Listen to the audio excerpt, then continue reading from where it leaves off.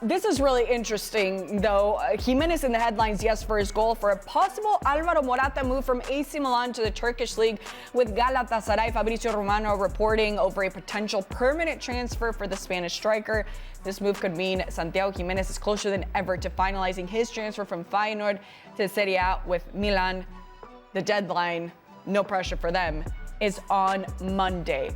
With the deadline fast approaching her, do you see this happening for Santi in this window? I mean, about half an hour before I came into the studio, I was reading reports about it's getting done in the next hours. It's going to happen. And the more and more you see how Milan are pushing for this, and you see where the reports of Feyenoord's number, that 40 million euros is, and them coming closer to it, you think, well, it's bound to happen. And now you're seeing reports of Sergio Conceição butting heads with Morata, and Morata being shipped off to Galatasaray. I know it surprises you that Sergio Conceição is butting heads with somebody, but no. The 9 is gone.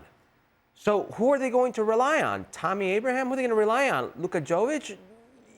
No. So it's going to be that this gets done, and immediately Santi Giménez, baptism by fire in one of the most difficult defensive leagues in the world, tactically difficult, with a very demanding coach and a fan base that is nowhere near happy in their position in Serie A, regardless of the Supercoppa, the Italian Super Cup title, regardless of the changes. They want more. They see the town rival and what they've done in the previous years, whether it's Serie A or whether it's Champions League, and they want some too, and they know they are a storied club. So the pressure is going to be on.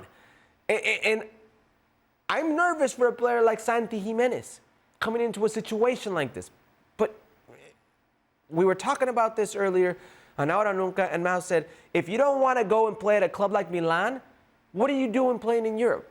This is exactly what you signed up for. It's exactly what you want. So while maybe a baptism by fire, it's that situation that maybe only comes around once in a lifetime for a player like Santi Giménez. And if it gets done, in the immediate, everybody wins. Feyenoord gets the 40 million that they were asking for. Milan get the 9 they were looking for. Santi gets his big team. Is he worth those big numbers that you just mentioned? It's difficult because, and this isn't an American versus Mexican thing, but I think about a player like Christian Pulisic who went for 20 million.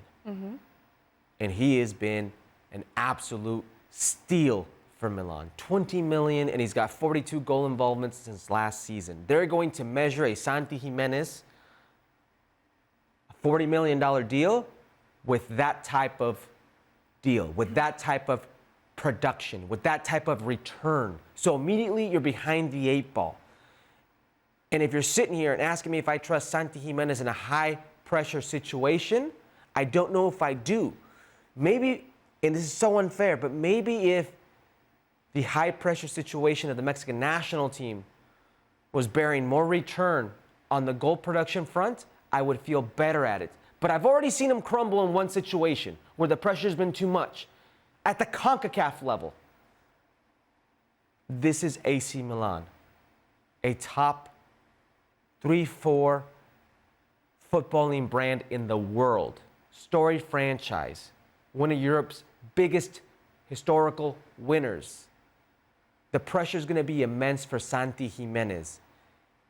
And I think we're in a situation now where nobody is spending on 9s like they used to. Nobody's spending. I mean, you look at players, Osimhen. There wasn't money that Napoli wanted, so they loaned him out to the Turkish league and ends up in almost like in Saudi Arabia. That's where the money is. But in Europe, I think the market has been reset. So I think this is going to be a trial run for a player or in the mold of Santi Giménez to see if there is going to be more market value for those type of players out there. It's going to be difficult. Yeah. I'm not saying he won't do well because he's shown that he can score in bunches in Europe. but it's going to be a high-pressure situation for sure. Yeah, I mean, I understand this is a player that has to have his feet on the ground when it comes to this is going to be a tough situation, but I would also hope that not only him, but his team around him, including his dad, who knows what it's like to be not under this kind of pressure, but under pressure for sure, El Chaco Giménez, can say, don't turn this away just because it looks like a tough situation. This is someone who needs to be comfortable with being uncomfortable.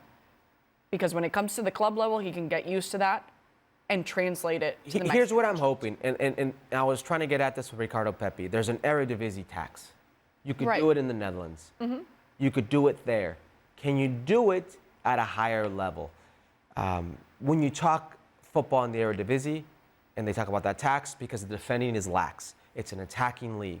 Well, you're going into a very good defensive, tactical league where defenders go, and many defenders have said, I thought I knew how to defend, and then I went to Italy. I learned how to defend. It's going to be harder on all fronts, not only pressure, but also inside the game. And I don't know if Milan is equipped right now, I believe they're 8th or 9th in Serie A, to give him and facilitate him with the service he requires to be effective there. And then if things aren't going where, have the patience to not just pull the plug and go elsewhere.